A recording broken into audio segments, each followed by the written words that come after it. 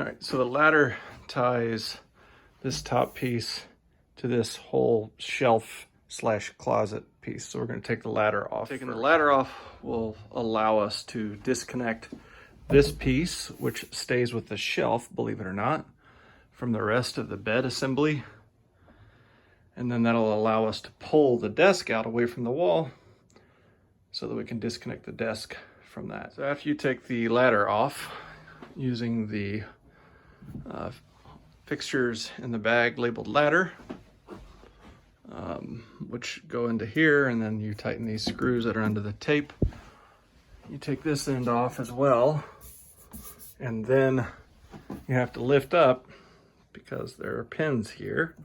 So you'll be putting that back together.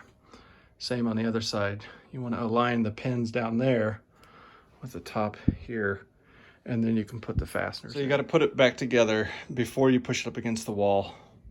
That's where the desk was sitting, and it attaches with these two cam bolts here, and then these two over here. You can see this is detached now.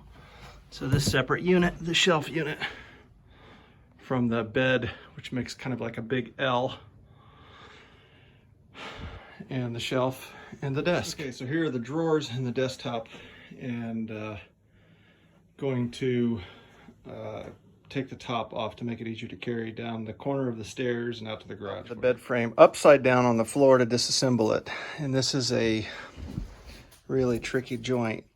It comes apart this way, but then it's laminated to this beam, which is also held in with dowels this way.